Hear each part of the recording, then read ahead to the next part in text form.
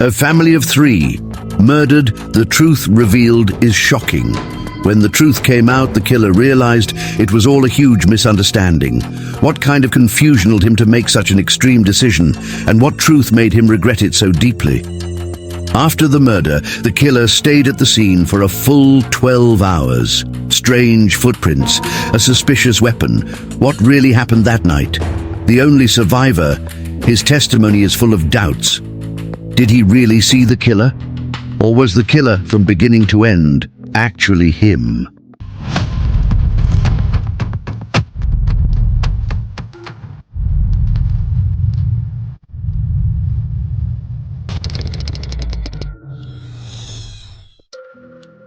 December 12th, 1995, around 4 p.m. on Hulin Street in the Jinyi district of Taipei, a man named Wu suddenly ran out of an apartment building.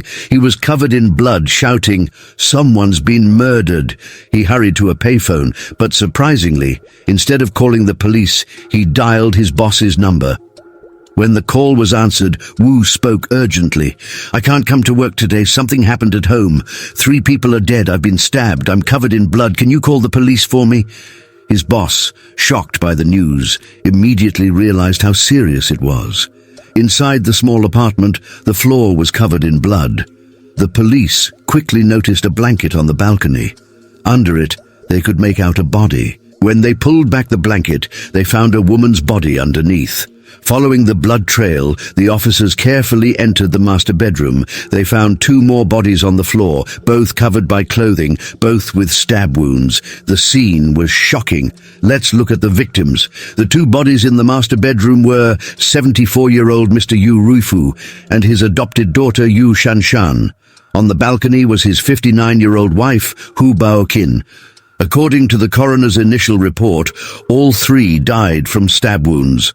Mr. Yu had 9 stab wounds, his wife had 20, and Yu Shanshan had 22 stab wounds, with her neck nearly severed. Police then spoke to neighbors to learn more about the family. Yu Ruifu and his wife had gotten into gambling in their later years.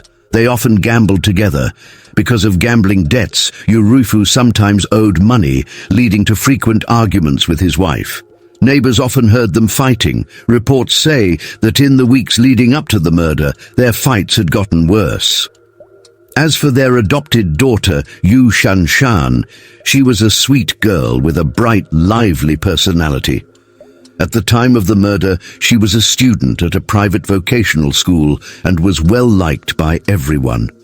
Regarding the time of death, initial findings show that Yu Ruifu, the man of the house, and his adopted daughter, Yu Shanshan, were killed in the early hours of the day.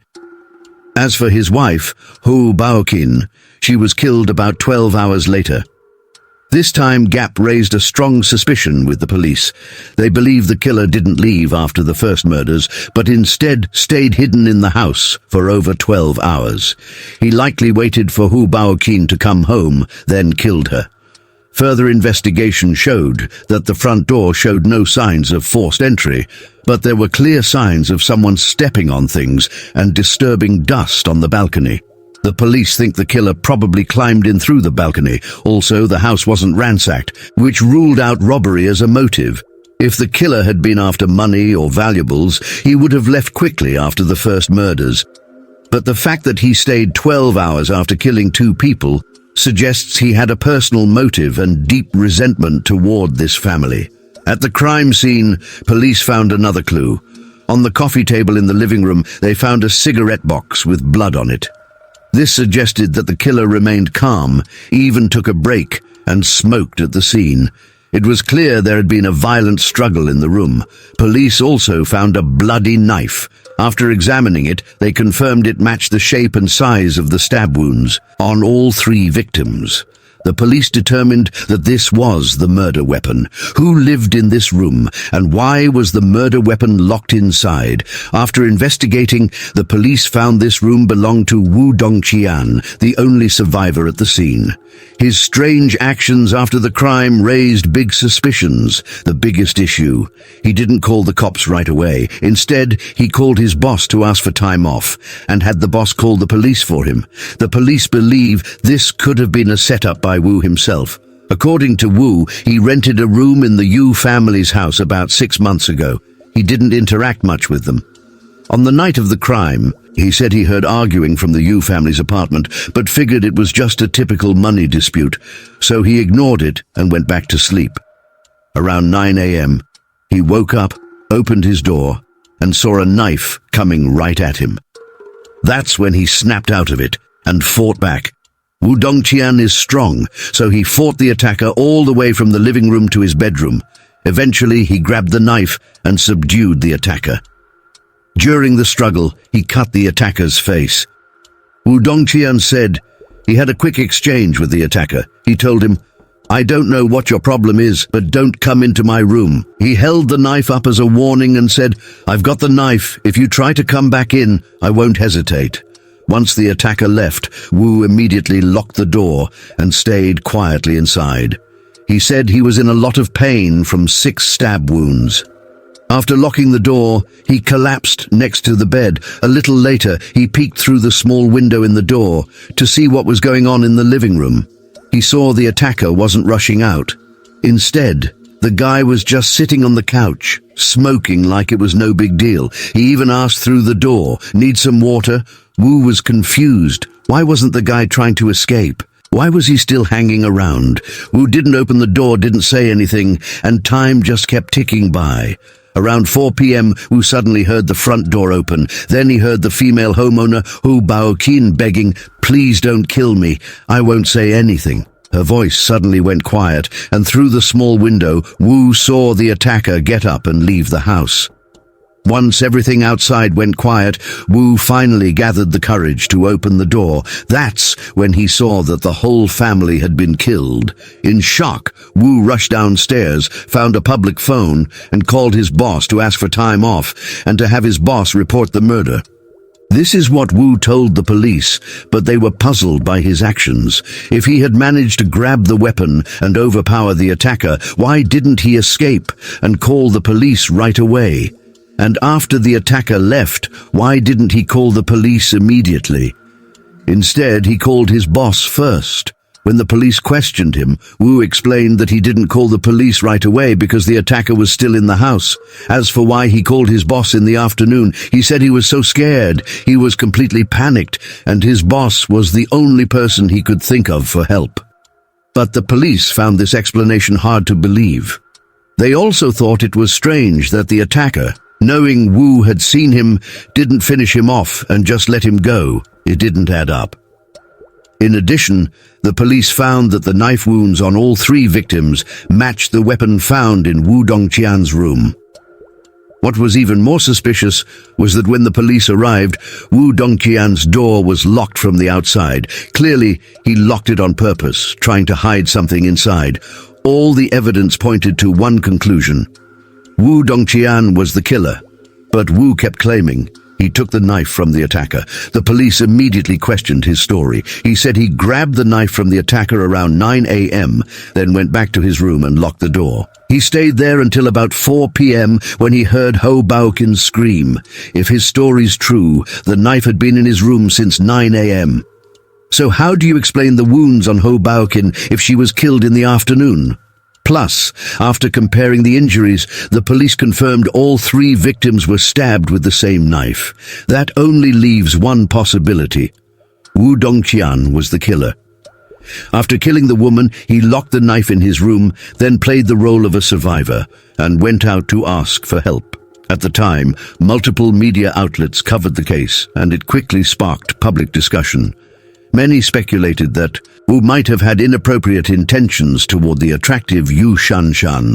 They thought he was caught during the crime, and to cover up what he did, he killed her. But Wu Dongqian stuck to his story, saying he had no personal vendetta against the family and that the real killer existed. He claimed he was just a lucky survivor and witness. So, did this witness actually see the killer, or was it him all along? To get to the truth, the police sent a team to re-examine the crime scene, making sure no detail was missed. After a thorough investigation, things took a surprising turn. In Wu's room, forensic experts found bloodstains. More importantly, the blood didn't match Wu's or any of the victims. They also found a clear shoe print in the living room.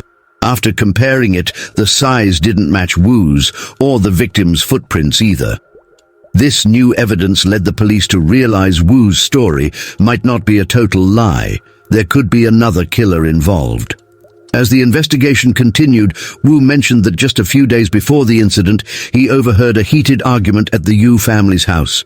It seemed to be about Yu Shanshan's boyfriend, and he clearly heard the words slut being used.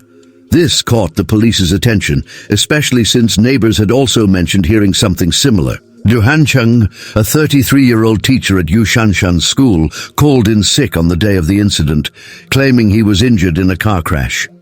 The next day, he returned to school with bandages on his face, but after a few classes, he took more time off to rest. The police checked his hospital records and found that the injury matched Wu's description of the suspect's wound. At this point, the police zeroed in on him as the prime suspect. They then searched his dorm room, which was in complete disarray. There were no valuables, and his pet dog was gone. It seemed like he had anticipated a manhunt was issued. A few days later, Du Hancheng was spotted near his relative's house. The police arrested him without any resistance. The police found a pair of shoes at Du Hancheng's hideout. The pattern and size matched those at the crime scene. Although he tried to clean them, traces of blood were still found in the seams. DNA tests confirmed it was the victim's blood. When questioned, Du Hancheng admitted that he had been Yu Shanshan's teacher. He became attracted to her, and despite the local taboos, they started a relationship. Yu Shanshan hid it from her parents.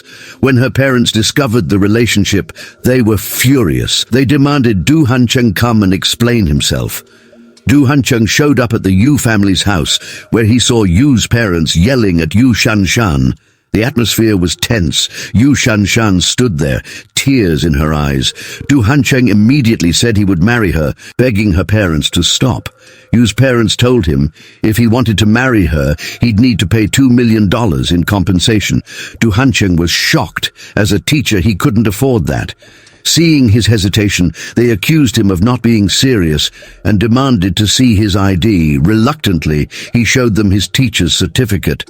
They took it, threatening to report him to his school, ruining his career and making sure he lost his job. Humiliated and angry, he left, but his anger kept building. He began to suspect that Yu Shanshan and her parents had set him up. He felt betrayed. In a fit of rage, he decided to take revenge. Grabbing a fruit knife, he followed the route Yu Shanshan had told him and snuck into the house. It was late, and the house was dark. The Yu family was already asleep. Du Hancheng attacked Yu Ruifu. His screams woke Yu Shanshan. She tried to stop him, but he believed she had betrayed him, thinking she was part of a plan with her parents. He then turned on her. Hu Baoqin often stayed out late, so Du Hancheng waited for her. He didn't know there was a tenant, Wu, in the house. The next morning, Wu's alarm clock went off, which caught Du Hancheng's attention. When Wu opened the door, Du Hancheng tried to attack him. But Wu managed to defend himself and take the knife away. Du Hancheng grabbed another knife from the kitchen and waited for Ho Baoqin. Around 4 p.m., Ho Baoqin returned. She saw him as soon as she entered. Before she could react, he attacked her. Around 4 p.m., Ho Baoqin came home. As soon as she stepped inside, Du Hancheng rushed at her and attacked with a kitchen knife. Later, the police found the knife in his hiding place. Coincidentally, it was very similar to the one Wu had taken earlier, which led the coroner to mistakenly think all the wounds were from the same knife. This caused the police to briefly suspect Wu. Du Hancheng eventually confessed, saying he had lost control. Then the police showed him Yu Shanshan's diary, where she wrote she would never betray him. That broke Du Hancheng down, and he realized he had misunderstood Yu Shanshan. The case went to court, and Du Hancheng was convicted. Share your thoughts in the comments. Like, comment, and follow for more.